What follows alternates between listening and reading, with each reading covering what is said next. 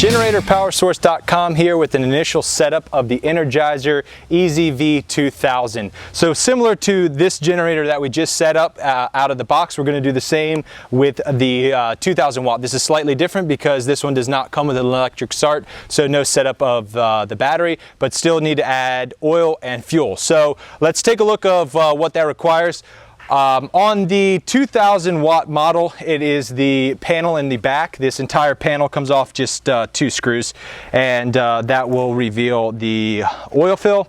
400 milliliters on this model as opposed to 600 milliliters on the larger 3200. We've already filled it up with oil, and it actually is like to capacity because we've been running this already. So again, it's the same concept as the 3200. You're provided with this fill mechanism. So up to the top line there is 200 milliliters. You're dumping the oil in right here. Two cans of it. We're running 10W40 because it's quite warm in Florida. So once you have your 400 milliliters in the eZV2000, just screw this cap up and we'll put the panel back on. So once you have the oil in there, and again, always a good idea to check your oil levels before you run your generator if you haven't run it in a while. Line up the 3 clips on the bottom, and then there's a few push-ins right here.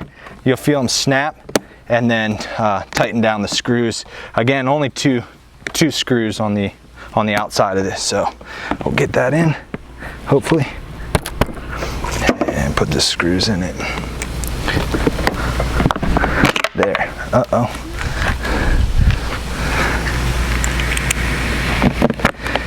Run the screws back in. We'll go ahead and add fuel, which we've already done. Relatively self-explanatory. Top fed fuel as with the 3200. Here's your fuel tank. We've already added a little bit of fuel. This is a threaded cap, which is slightly different than the 3200. And then again, no electric start on this. So it's a pull start. We'll go ahead and crank this thing on for you. Just on switch. Again, you have an eco mode. We'll leave it on for right now, and we'll see how easy this starts. You do have a fuel shutoff, external fuel shutoff, so we want to make sure the fuel's open when you receive this. It's going to be closed, and then you have a manual choke on the outside. We've already run this, so I don't think we'll need it. Maybe we do need it. There it goes. And you can hear how quiet that is. I mean, I'm standing right next to this, and it's very quiet.